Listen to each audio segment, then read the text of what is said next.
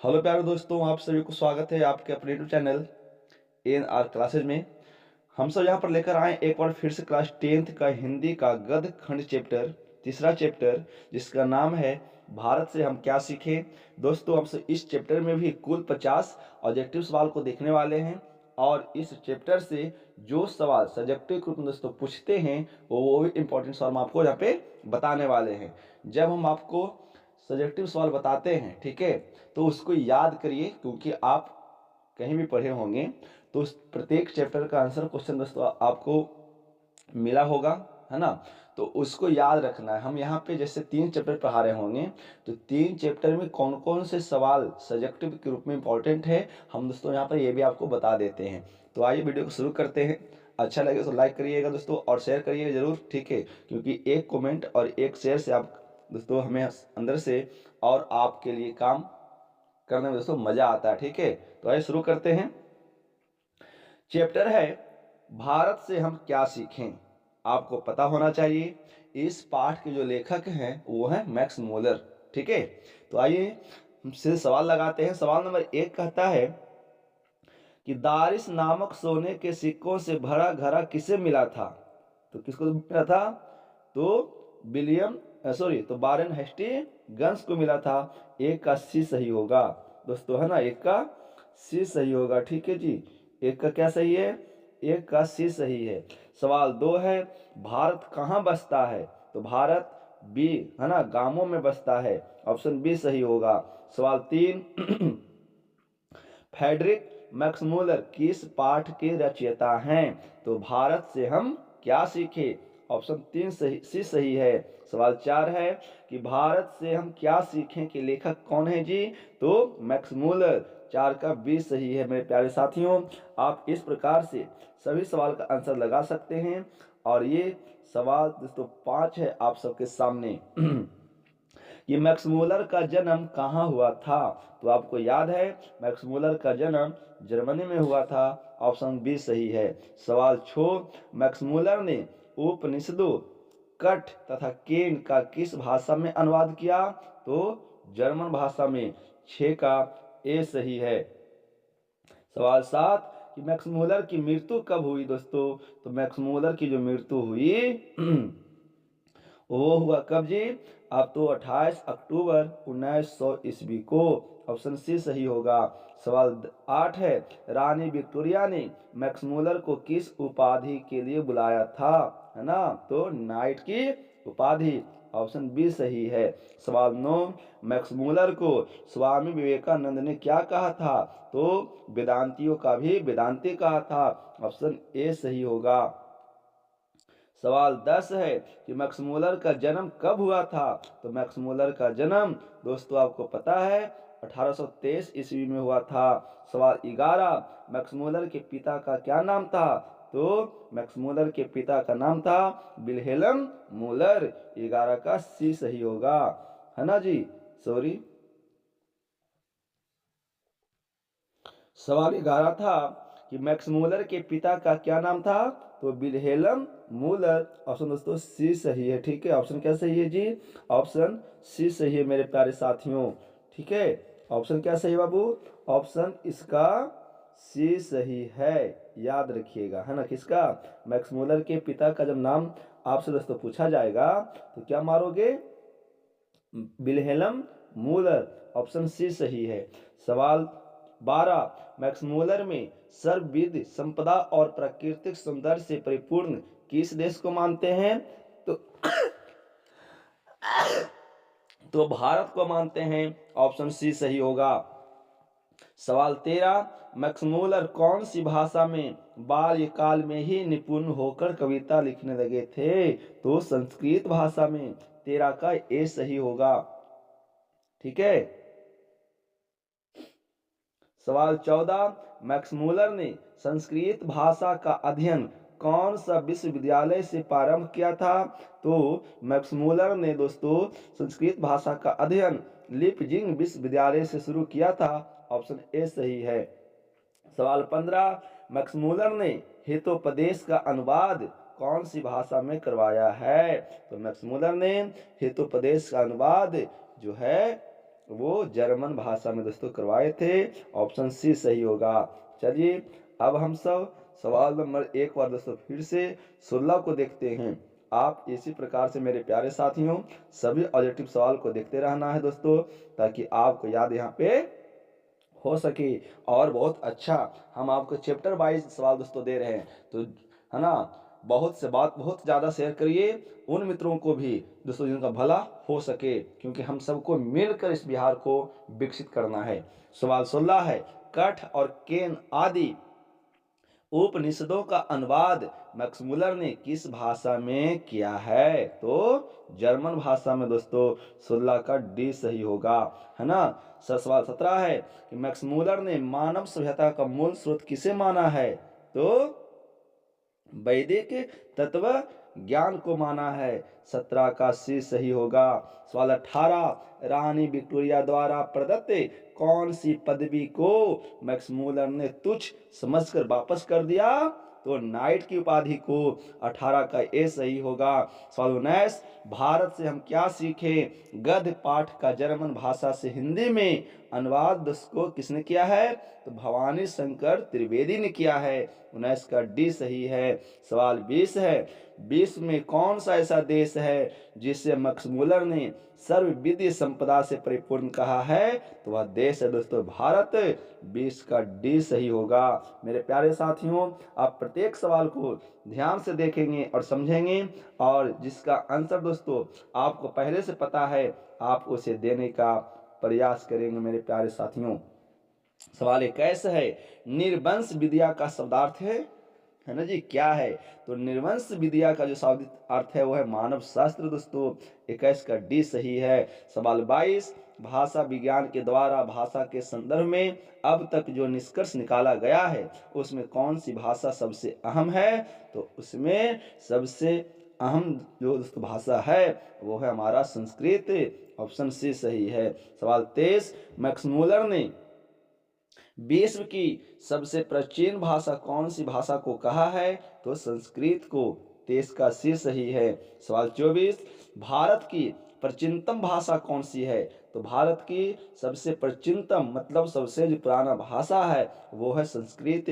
Option C सही है। सवाल 25, भारत को कैसे स्वप्न देशियों की आवश्यकता है? तो वारेन हेस्टिंग्स के जैसा। 25 का दोस्तों ए सही होगा। नहीं सॉरी दोस्तों, 25 का ये नहीं, 25 का बी सही है। सवाल 26 है कि संस्कृत भाषा के साहित्य का विस्तार लगभग कितने लंबे काल तक है? तो संस्कृत भाषा के जो साहित्य का लगभग जिसका काल रहा है दोस्तों वह रहा है लगभग 3000 साल तक। ऑप्शन सी सही है। मेरे प्यारे साथियों आप इसी प्रकार से वीडियो के अंदर बने रहना है। सवाल 27 है, सवाल 27 है कि निर्वंश विद्या का संबंध किससे है? तो मानव विज्ञान से। ऑप्शन 27 का सी सही है। 28, वारेन हेस्टिंग्स था। तो वारेन हेस्टिंग्स है ना भारत का गवर्नर जनरल था दोस्तों। 28 का बी सही है। सवाल 29, दारिस क्या है? तो दारिस सोने का प्राचीन कालीन एक सिक्का है ना। 29 का 20 सही है मेरे प्यारे साथियों। सवाल 30 है, प्लेटो का संबंध किस देश से है ना जी? प्लेटो का संबंध जो है किस देश से है दोस्तों? तो प्लेटो का जो संबंध है वह हमारे भारत देश से है। 30 का जो ऑप्शन दोस्तों सही होने वाला है, जो 30 का जो ऑप्शन सही होगा वो सही क्या होगा? वो सही होगा सी। सवाल 31, शहनामा का रचना काल है? तो शहनामा का दोस्तों जो रचना काल रहा है वो है 10वीं 11वीं सदी है ना। 31 का बी सही। सवाल 32, मुंडा किस देश की जनजाति हैं? तो मुंडा भारत देश की जनजाति हैं। 32 के डी सही। सवाल 33, संस्कृत का अग्नि शब्द लैटिन के रूप में किस प्रकार से मिलता है दोस्तों? तो वो मिलता है अग्निस के रूप में मिलता है। 33 का है ना इग्निस के रूप में मिलता है। 33 का सी सही है। सवाल 34 है कि सर विलियम जोन्स ने भारत की यात्रा कब की थी? तो सर विलियम जोन्स ने जो भारत की यात्रा किया था वो 1783 ईस्वी में दोस्तों किया है ना। 34 का डी सही है। सवाल सवाल 35 की बात करें मेरे प्यारे साथियों, सवाल 35 जो है कि भारत से हम क्या सीखें पाठ में नए सिकंदर विशेषण किसके लिए प्रयुक्त हुआ है? तो भारत के वीरों के लिए 35 के दोस्तों, है ना, सॉरी युवा अंग्रेज अधिकारियों के लिए 35 का दोस्तों 20 सही होना चाहिए। सवाल 26 है प्रतन मानव का अर्थ है, तो प्रतन मानव का जो अर्थ है दोस्तों वह है प्राचीन मानव। 36 का सी सही है। सवाल 37 है हरकस थे, तो हरकस क्या थे भाई? तो हरकस हमारे वनस्पति वैज्ञानिक थे। 37 का ए सही है। सवाल 38 मैक्स मूलर को वेदांतियों का वेदांती कहा है, स्वामी विवेकानंद ने कहा है। दोस्तों 38 का सी सही है। सवाल 39 है कालिदास रचित मेघदूतम का पद्य अनुवाद किसने किया? तो मैक्स मूलर ने किया है। 39 का डी सही है। मेरे प्यारे साथियों, आपको पूरे सवाल को देखना है और अच्छे से समझना है और याद रखना है। सवाल 40 किसे वाराणसी के पास सोने के सिक्कों से भरा एक घड़ा मिला था? तो वारेन हेस्टिंग्स को। 40 का ए सही है मेरे प्यारे साथियों। सवाल 41 कौन प्राचीनतम भाषा है? तो संस्कृत। ऑप्शन सी सही है। भारत से हम क्या सीखें के रचनाकार कौन हैं? तो मैक्स मूलर जी हैं। 42 के 20 सही है। सवाल 43 निर्वंश विद्या का संबंध किससे है?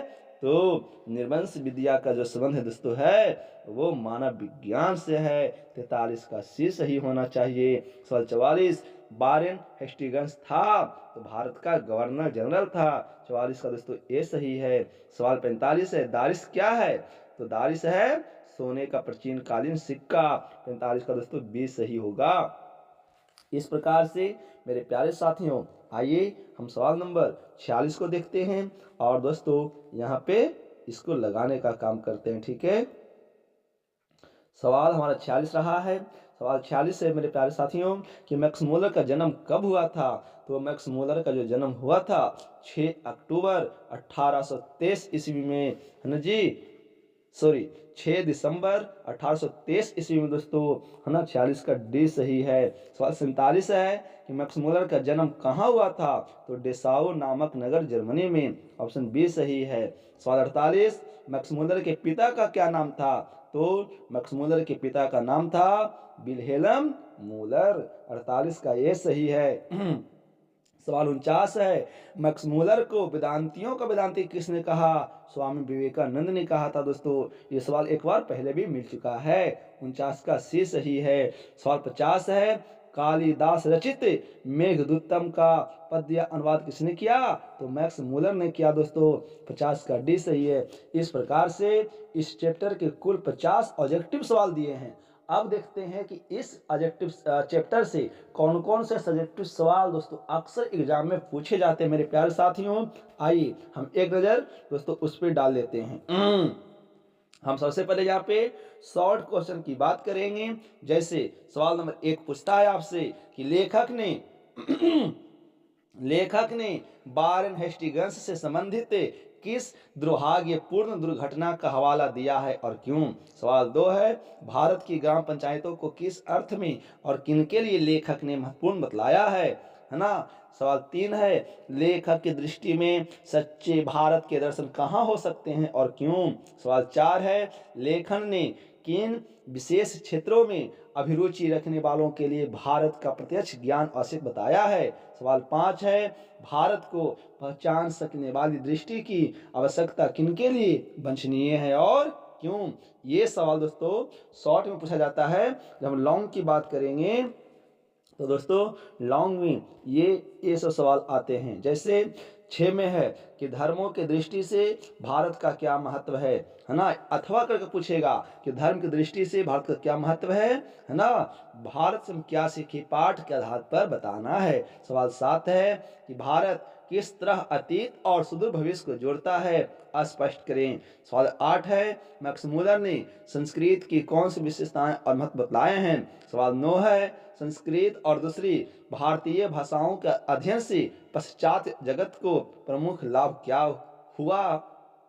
ये पूछता है। और सवाल 10 जो है पूछेगा कि समस्त भूमंडल में सर्वविवाद संपदा और प्राकृतिक सौंदर्य से परिपूर्ण देश भारत है, लेखक ने ऐसा क्यों कहा है दोस्तों। तो ये सब सब्जेक्टिव सवाल है जो इस पाठ के लिए इंपॉर्टेंट है। तो आप दोस्तों मन तन से तैयारी करते रहिए। परीक्षा दोस्तों समय बहुत पास आ चुका है। आपके दोस्तों बेस्ट ऑफ लक। आप अच्छे से एग्जाम को पास करें और अपने माता पिता को नाम ऊंचा करें। और दोस्तों एक सपोर्ट चाहिए बस से, चैनल को सब्सक्राइब दोस्तों और लाइक जरूर कर दीजिएगा मेरे प्यारे साथियों। चलिए मिलते हैं अगले वीडियो में नए चैप्टर के साथ। तब तक के लिए नमस्कार दोस्तों। जय हिंद।